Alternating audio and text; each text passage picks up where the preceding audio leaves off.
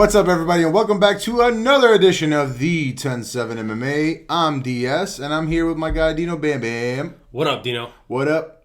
Hey, we're halfway through the year. We're halfway through the year. It's International Fight Week. We're Vegas ready, hence the shades and the shirts. I'm going to put mine on. Hence my shade and his shades now currently. We thought it'd be fun to do a mid-year review, because why not? You know, nobody else really does it. Let's do a mid-year review. And we wanted to cover just a couple of general categories of kind of like a mid-year report card, right? Why not? We're going to go over what we thought was the best fights of the year, the best submissions, the best knockouts of the year, female MVP, male MVP. We just wanted to generally give you guys a breakdown, at least our thoughts on what we thought at this pretty much halfway point. It's International Fight Week, of course, like we said. Yeah. Our thoughts on what happened so far during this year, and I think it's good to reflect upon things. It's great to reflect and to look forward. Yes. A little foreshadowing there. Absolutely. Also, at the end of the year, we are doing an end of the year awards. 100%. We're going to be like blitzed up for that. Tuxedos and shit. Oh, That's what I'm if we're doing thinking. the Hawaiian shirts for this one, we have to do that. Let's get it. So- I'm lit. Absolutely. So let's get right into it. It's the 2023 UFC Mid-Year Review with Dino and Dino. And Dino, I will let you take this first category. Let's start with what you thought was the best submission of the year. Absolutely. So for submission of the year, for me, it's Jon Jones over Cyril Gane. Look, for these awards, for like submission, knockout, things like that, I try not to let the magnitude of the fight kind of like sway me. Why, though? Right. I guess that's a question that needs to be asked. Yeah. What are the scoring criteria? Because for me, the magnitude of the fight does impact Sure. the moment. And I get that. Let's think back to last year. The Leon Edwards head kick KO of Usman. Yeah. Was that your knockout of the year? Last year, 100%. See, for me, it was Michael Chandler on Tony Ferguson. I understand that. Yeah. Visually, it's arguable. Sure. It's arguable. Sure. But when you add the gravity of the moment into it, it's a clear-cut answer.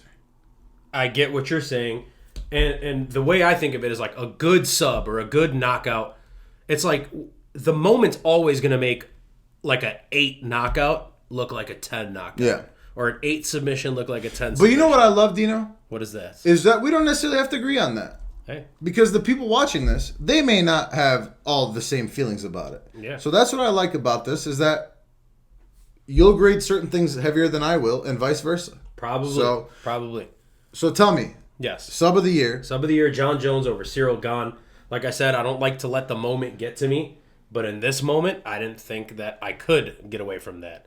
How could you? The pressure that Jon Jones, the pressure that the Jon Jones fight week had, the return 3 years later, to just get such a weird sub. It didn't look like it was locked in. It was so quick. It was so sudden. So many people were like, what happened? Like, what happened? Like, nobody knew what the hell happened. To get that sub over a guy like Cyril Gane, to me, so far, 6 months in, 7 months in, I guess we're in the 7th month, it's the best sub of the year. Yeah, and I definitely that was up there. I don't want to throw any spoilers out there. I have that later on in one of the things that we're breaking down here. And I obviously understand. It's like, listen, all this shit is so close. We may argue for it hard one way or another. Right. But at the end of the day, all this stuff is so close, right? Of course I understand that. It was quick. It was sudden. I looked back at the Tapology results of, and by no means is Tapology a be-all, end-all for all this stuff, but I looked, just out of curiosity, I looked back at the Tapology results of their, before the fight, right? And it was like 60-40, 60-40? I want to say 60-40 for Jon Jones. Yeah. It was like 62-38 or something like that. And it's like, nobody was, even the people that thought he was going to win, nobody thought he was going to sit there and dominate like how he did. So, And he did. absolutely, I get that. But I have to disagree with you. I have to go with my girl. Put these here. Awkward. Okay. Yeah. You don't have to announce it. That's fine. I don't like it. I have to go with my girl, though, for the sub of the year, Alexa Grasso versus Valentina Shevchenko. Okay. And, of course, I'm taking into account the gravity of the situation here. Valentina Shevchenko looked like absolutely unbeatable until she fought, of course, Taila Santos. Yeah. That was maybe the beginning of it, but Taila Santos didn't get it done. Yeah. You could argue whatever you want, but she didn't finish her. For me, it's Alexa Grasso, Nobody expected it. And even if you expected Grasso to win, it's probably because she has better boxing. She's a great boxer. She's a great striker. Valentina's got the Muay Thai, but like you thought Alexa Grasso's boxing would be the difference there. Not a Valentina slip up. You know? know, And certainly not on the ground. No. So that was it for me, man. You know, nobody expected, and especially the fact that too, I think it adds to it the fact that it wasn't like a clean under the neck choke. Yeah. It was like across her jaw and her face, and Yeah. she tapped pretty damn quickly. Yep. So she beat her up on the feet, dropped her, got her down, and out of pure sheer willpower and strength, just forced it down. For me, that's the only option here. But I absolutely understand your choices. So I have honorable mentions. She was first on my honorable mentions. Yeah. The other two I have on here is Yair versus Josh Emmett. Yep. It was a nice sub. I figured, yeah. And then Tatsuro Taira. Tatsuro Taira. He had a nice triangle armbar. He did. Yeah. And then last week, Renat Fakhretdinov over Kevin Lee was really nasty and aggressive. So, I did not think you would mention that. Yeah. I swear to God, Dino, I thought the same thing. I was like, dude, that was like up there. It was an aggressive. That was like choke. maybe definitely not to the level of Jon Jones, Lyoto Machida, but it gave vibes of that. It was violent. It wasn't. If it was a little high, if it was a standing guillotine like that, and he dropped him like how he did, maybe it would have been more impactful. But absolutely, it was a good choke. Anything else on the sub category? No, man. Let's move on. Moving on, and this is an exciting one. Of course, it's the category of knockout of the year so far. The half year review. And for me, when I was looking back through it, this is very straightforward. It's got to be Ismail Bonfim versus our boy Terrence McKinney. The flying knee knockout versus a KO artist in your UFC debut. I know that Benoit Saint-Denis, and I hate that I just want to say, I hate that I didn't pick Benoit Saint-Denis because I was heavy on him too. Yep. I just couldn't. I guess it's one of those things where the odds are so heavy where they're like, there's no way. They convince you. You know what I mean? Yeah. But anyway, vicious, violent KO. And for me, the style and like how they drop and if there's follow-up shots for KO especially means a lot. Yes. You know what I mean? Yep. It was a brutal out of nowhere flying knee. He dropped like face first straight to the canvas. No follow-up shots. Walk off. Knocked out a KO artist. This is a very straightforward one for me. It's got to be Ismail Bonfim versus Terrence McKinney for the KO of the year so far. Cool. So I'll let you know. That's not my choice, but it is in my honorable mentions. Okay. I'll go ahead and give you my other honorable mentions. We have Israel Adesanya versus Alex Pereira. You know what? That's the actual knockout. I just didn't want to use it because I have another. Fair. Yeah. And then we also have the Jim Miller versus Jesse Butler knockout, where he knocked him out sitting against the cage. Dude, I totally forgot about that one. That one was a really good one. Holy shit! Those are my honorable mentions. But my knockout of the year goes to Diego Ferreira over Michael Johnson. I text you about that. Yeah, that was upsetting. Happened. That was upsetting because that was a card that I had the whole card right. Yeah. Other than that fight. So for me, that takes the top spot. I mentioned earlier, I try not to let the magnitude kind of overtake everything. So where would you rank the Ismail Bonfim versus Terrence below those two? It's in my 4. And okay. I don't know. That's what I like about right now. Yeah, it's in my 4. Maybe at the end of the year it wins for me. You know what I mean? Sure. But anyways, this knockout was brutal. Michael Johnson stiffened. You know how Michael Johnson gets knocked out? Like, you know how Michael Johnson gets knocked out. Of course. It was one of those. He was literally snoring. He was snoring. I remember I was not able to watch it. I was working, and you're like, holy shit. And I'm like, dude, what? I figured I knew what was that, but I was like, what happened? You're like, Michael Johnson got knocked. He's literally snoring. I'm like, oh, okay. Like, straight stiffened him. Yeah. He was snoring. It was bad. For me, so far, it was clean, too. It was one of those. It was one shot. It was clean. So, yeah, for me right now, that's the halfway point knockout of the year.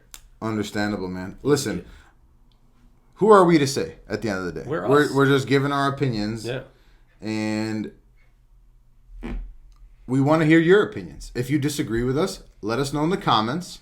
And we're all ears because, listen, me and Dino are disagreeing. Yeah. And even though we disagree, I've thought about all these fights. You know what I mean? Yeah. So in any case, moving on to the next category that we've decided, it's the moment of the year. So not sub, not KO. It's the overall moment. And now with this one, you have to give gravity to Absolutely. the situation because this is the moment. It asked for it. Right. So last year, last year the clear winner of that is the Leon Edwards Has Kamaru to Usman be. knockout, right? He's bullying your son. Right, and then Has to be. the miraculous. He's not cut, he's cut from a different cloth. You get the Unbelievable. knockout. Oh my God, the John, unbelievable. Right. For me, the moment of the year, and I feel like We're gonna going agree to on this here, one. We're gonna agree on this and one. I feel like most of you guys will agree. Listen, here. if you don't agree on this one, I'm all ears for most things. I will argue this one to the death of me. It'd be hilarious if we're talking about two different. Oh my things. God. That'd be amazing. Oh my God. That'd be amazing. So say it. But for me, it's Israel Adesanya's knockout has over to be. Alex Pereira. It's the longtime champion who finally loses his belt. His boogeyman comes over, chases him from another sport. He dominated. From He another dominated. league. He beat everybody else. You're right. Here comes this fucking guy. Here comes this guy who he just has his number, man. He just beats Izzy. And he's been beating him every fight. Yeah. And lost. To finally see the champ overcome that hurdle. And when he did knock him out, and it was up for our knockout of the year categories, when he knocked him out, just doing the bow celebration, like you felt Izzy, and it was like all that anger and all that shit came out. Because we had seen almost a broken Israel Adesanya before that. We had seen an Israel Adesanya who was not the same swaggery, saucy kind of dude. Listen, he's always And he got cringe it back. to some extent. It's even more cringe when it feels pathetic. Yeah. And after he got knocked out, It started to feel that way. it felt like because he did say a lot of like, I'm gonna Frozen like leave him Elsa. frozen. Like, bro, stop it. Right.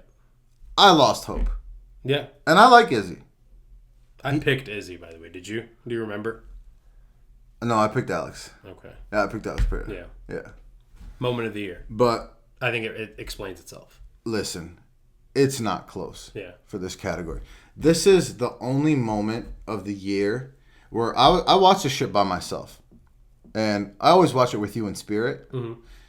But I watch it by myself. I was physically like I'm a 32-year-old man. I was physically jumping up and down like goddamn Tigger from Winnie the Pooh. Shout out like, Winnie. He's right behind us. Oh shit, dude! Wow. If somebody asked me, Yeah. "Hey, do you have Winnie the Pooh in your background?" I'd be like, "Are you fucking out of your mind, He's there. There's a lot of weird shit going on here. bro?" He's a ride or die. That's Has he all. been here from the start? No, not from the start. Oh damn. Sometimes he's here, sometimes he's not. He's made an appearance on like 2-3 episodes. Oh, he's like busy sometimes. Sometimes. Fucking my bad. Him and Piglet. They just be... I just know it takes hella confidence to just like rock a tight ass t-shirt, baby gap t-shirt, and have no drawers on. He must be hung like a schmoose, my boy. Little homie does it, though. Like, he's got to have the hog, bro. Anyway, no question. I was physically grown man jumping up and down in my living room by myself when I watched that knockout. And then especially even after when I looked at like breakdowns of the fight, like he baited him into it. Yeah. It was the whole playing possum thing. And I was like, that's bull. And then you watch it and you're like, holy shit. He did. And he knocked him out, not just dropped, like out cold. Back of the head bounced off the canvas. And then the iconic celebration, 4 arrows for the 4 fights. Unbelievable. Super cringe that David Onama did it a couple weeks ago. But my God, there's no question. No follow-up shots.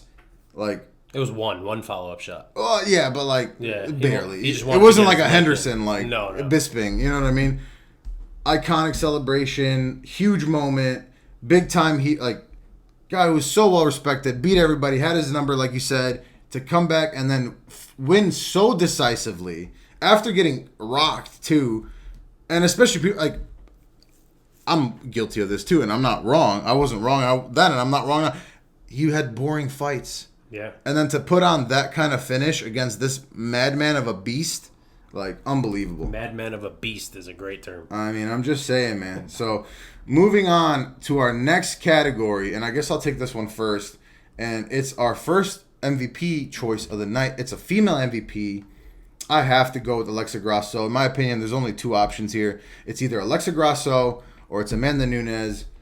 I think Amanda Nunes is the obvious choice here, but I have to go with Alexa Grasso to dethrone somebody who looked absolutely unbeatable up until the moment. Well, versus Taila Santos, you can argue one way or another, but people thought she was a boxer. Valentina Shevchenko was hella confident, looked unbeatable. To get the finish by such convincing fashion, beat her up on the feet, and then get the sub of all things, especially by sheer force. Alexa Grasso hasn't lost since 2019. Maybe I'm biased. I really like her, but man, that's got to be the female MVP for me. Yeah, so she's my honorable mention. She's number 1 on the honorable mentions. Number 2 is Erin Blanchfield. Yeah. But I went with Amanda Nunes, as you said, for obvious reasons. To just go out on top, to go ahead and, retain your title the way she did against Irina Aldana, to just dominate that fight. That wasn't a fight.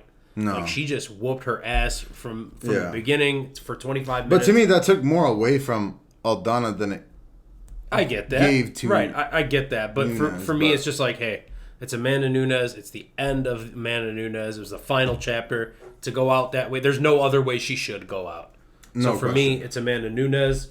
Like you said, the gravity of the situation sometimes has to be considered. I get that. In the second half of this year, in December, when we do the end of the year awards, we'll see with Alexa Grasso fighting again against Valentina, the rematch coming up. I mean, if she wins that, she's almost a shoe-in. Oh my God, yeah. She's almost a shoe-in for female MVP unless something crazy happens. Mm-hmm. Yeah. Absolutely. Anything else? No. Moving on to the next category, and it's the male MVP of thus far 2023 half-year review. Who do you got for this one? Controversial one. Let me hear it. I'm going Aljamain Sterling. And I'll tell you why. He defended against Henry Cejudo, which is, that's one of the GOATs of MMA. That's a champ. That's a gold medalist. Aljo defended against him. And on top, many champions defended this year. But what Aljo did, which took more balls than any of them have shown, is he took a fight the night of. Mm-hmm. He retained his title and agreed to defend the night of. Basically. Even though Dana says he doesn't make fights. Right. He doesn't make fights, but when it comes to the sugar show, when it comes to the bank account, he makes fights. Yeah, he'll make fights. You go in there. Yeah. I think Aljo is hated on. I'm not gonna. I wish they'd do that more. Yeah, I'm down. But I think Aljo's hated on wrongly. I think what he did was very impressive. I think what he's done has been very impressive. And I'd like to shine the light on Aljamain Sterling. That's my first half MVP. He's third probably on my list. Okay. I can't disagree with you. I just think a little bit differently. There's only 2 guys, in my opinion, in the top 2. It's got to be either Izzy because of the sheer moment that we just described previously,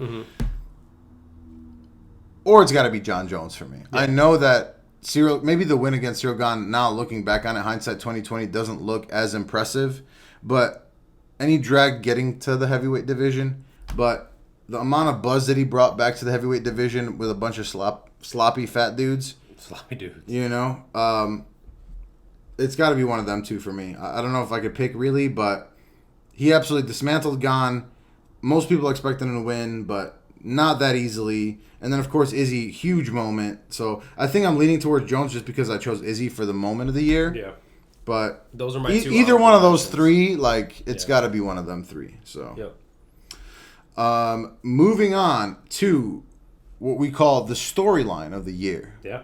And for this one, I have written down Francis Ngannou. Yeah. And just generally Francis's leave from the UFC, how things went down. I'm hearing now the recent rumbles are that he's going to fight Fury in like an exhibition match. That's the rumor.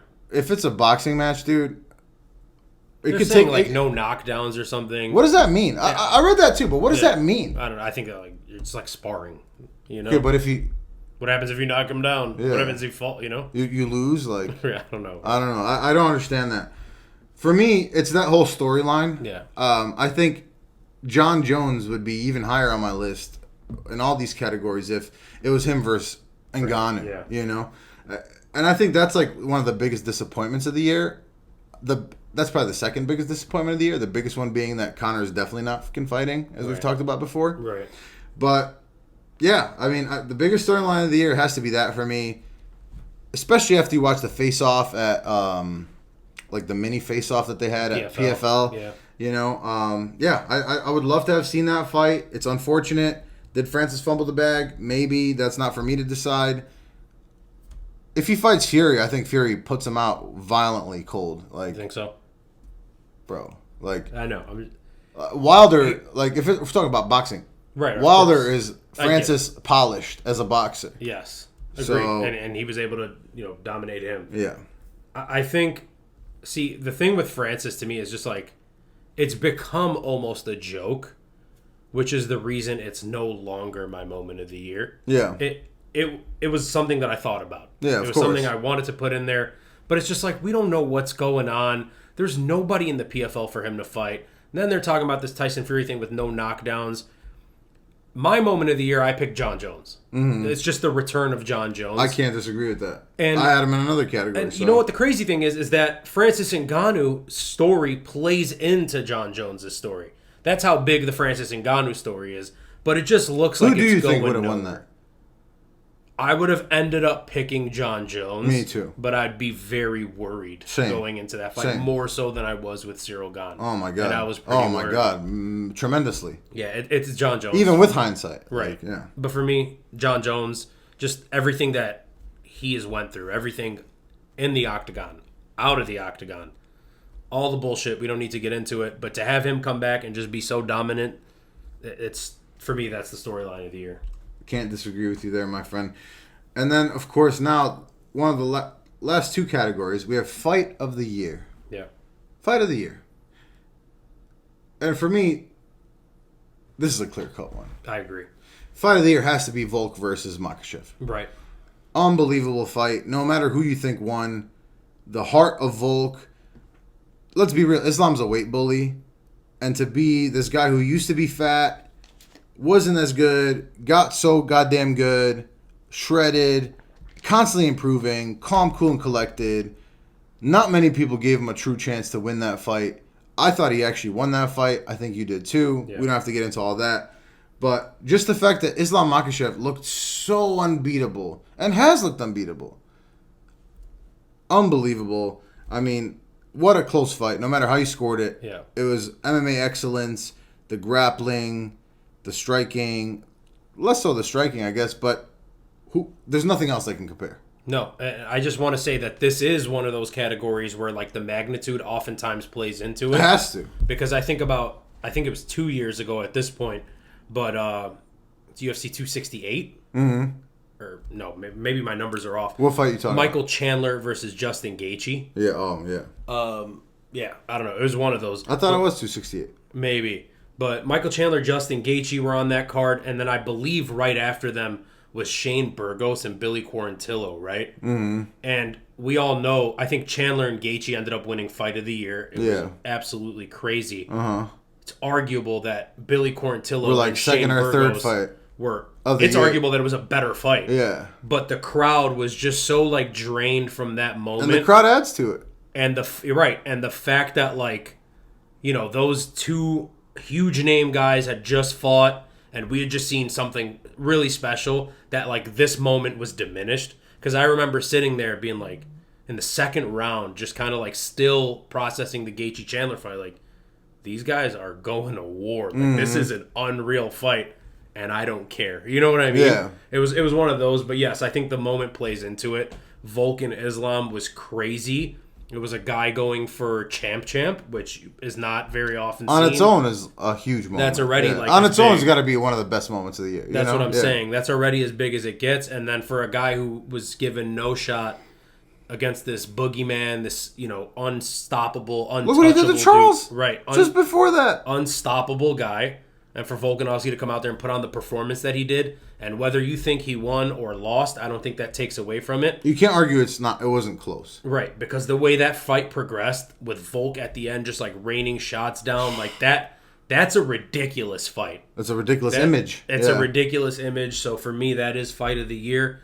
I think maybe in the second half, being optimistic, we'll see an actual fight that plays out better than that. What do you mean? In terms of like ups and downs and skills and knockdowns and just crazy between shit them two? No, just between two guys. Oh, okay. The second half of this year. You're saying this may not.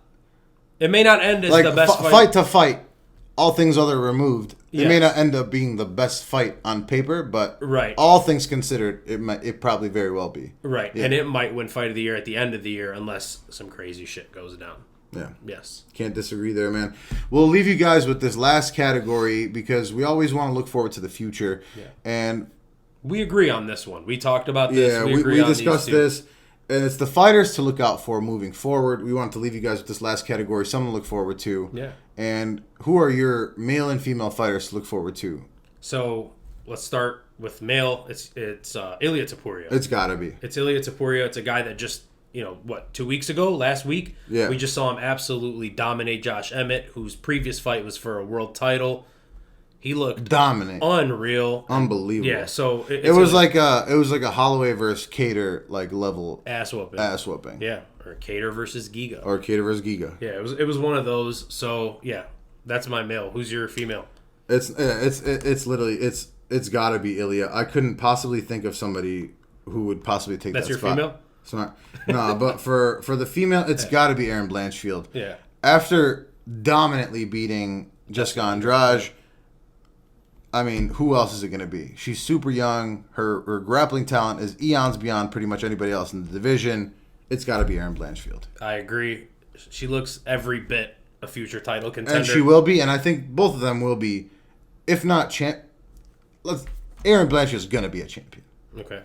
Ilia Topuria will fight for the title. Well, minimum fight for the title. Yeah. He should be a champion. So on our first episode, we gave our predictions for who's going to be champ by the end of the year. We have not looked back at it yet. Uh-huh. But I think yours was Erin Blanchfield. I think it was. I think it was Erin Blanchfield. I think it was. So we might be getting close to that. I think I was right. So we'll see what happens with Grasso and Valentina. Now, if Grasso beats I don't want to see Valentina, maybe Grasso Blanchfield. Yeah, but maybe they fight at the end of the year. Isn't Blanchfield fighting Taila Santos? Yeah. Yeah. So maybe if those fights go well, she wins that fight. You get that shot. Yeah. Yeah, Blanchfield beats Santos. Yeah, easily. I agree. I'm more confident in her beating Santos than I am in Grasso beating Valentina again. Fair. Yeah. And then I will throw in one more category. Yeah. And that's the UFC looking forward here for the next 6 months. I think we see a bunch of new signings, a bunch of young people, a bunch of old, these old fighters kind of leaving out, a bunch of these new fighters coming in. One of them is Dennis Bazookia, who still has not given us Dennis, the follow. what the hell, man? Dennis, bro. How many times do we have to ask you, bro? Just follow us, goddamn. I'm saying, man. But yeah, shout out Dennis Bazookia. He should be getting that call.